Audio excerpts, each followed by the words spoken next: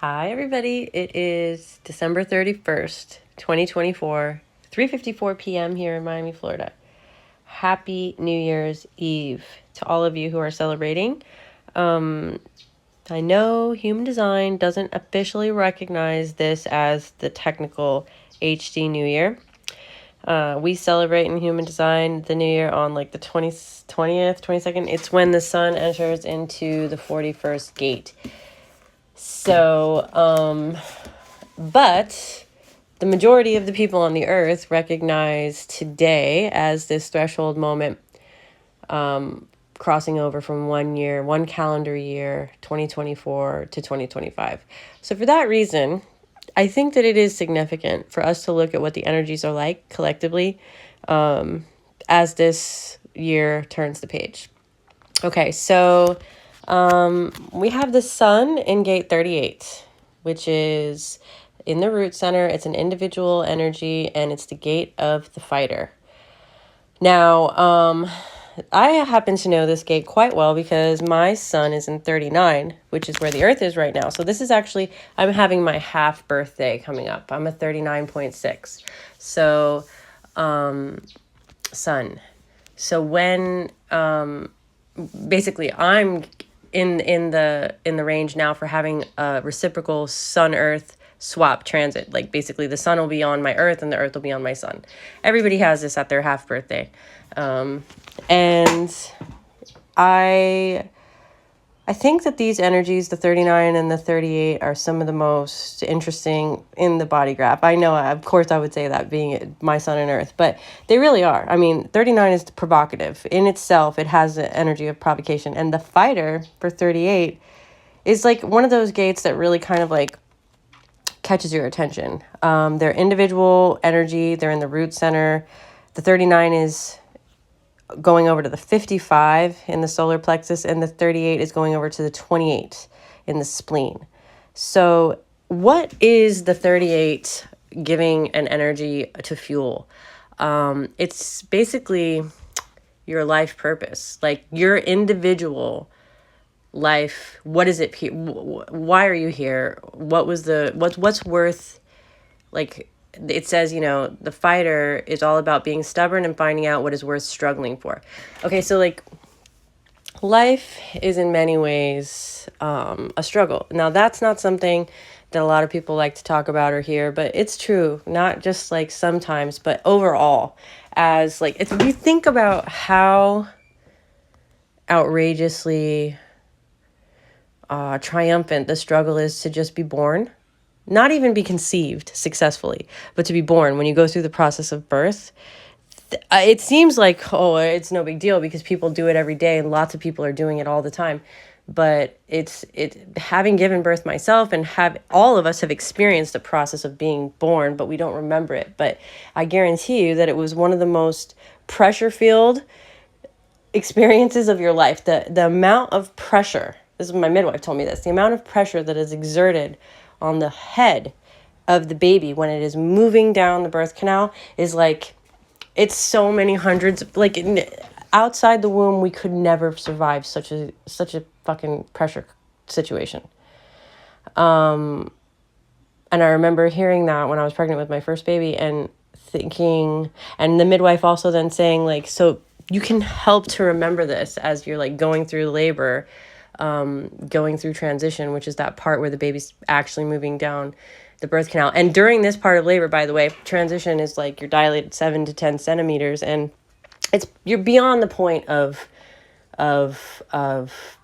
it's like you've crossed the threshold of no return. The baby is descending down the birth canal, and the female in labor enters into how can the midwife and the doulas and whoever's in the room tell that this is happening without like examining her? Because I guarantee you don't need to do that. She'll start exhibiting certain symptoms. She'll start shaking. She might start vomiting. She won't be able to speak at all during the contraction. And all this is like a part of what's happening as you are going deep into your animal body, your design, there's nothing mental about giving birth. I can guarantee you that. The mind may try to get in the way, but it's no match at all in a situation like that. I was really blessed. I had amazing birth experiences. I had 2 fantastic home births and another birth that was going to be a home birth, but it had to be transferred to the hospital, and everything was no problem, and it was great. So why I'm off on this tangent because like, what's worth fighting for? Like, when you're in labor, yeah, it's worth the fight. You can't afford to like just throw in the towel and be like, actually, I'm going to quit here. And don't even think that having a cesarean is quitting. It's not. It's allowing your body to get ripped open. It's pretty still in it, to win it.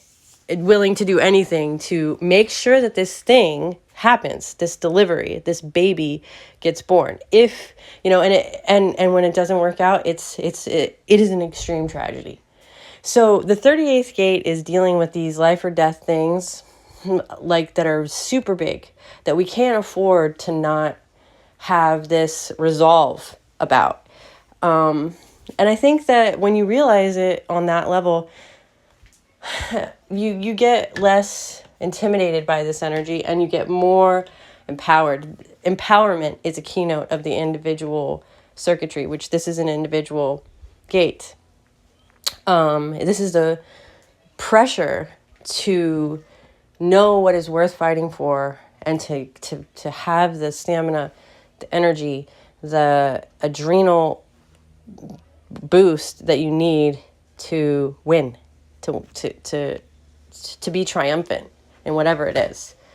I think it's pretty interesting that people are a lot of the times under this energy thinking about their New Year's resolution and how they want to change their life. And a lot of times New Year's resolutions are about self-improvement and like doing what is really important to you.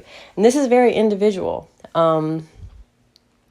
Sure, there's a lot of people that have the same resolution, right? I want to get healthy. I want to do this. I want to do that. But it's usually very personal, right? No, like nobody I've ever heard be like, this year I want there to be world peace as my New Year's resolution.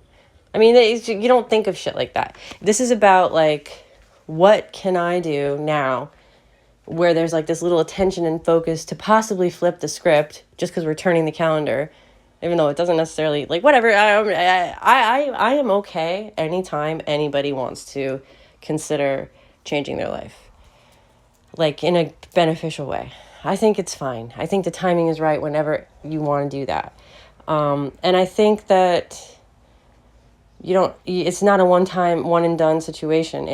I used to oversee the organic certification and on the farm, and we used to have to write like how often we do this, how often we fertilize, how often we do that, how often we do that, And I was always same answer, as needed. And it wasn't a lie. It was totally true.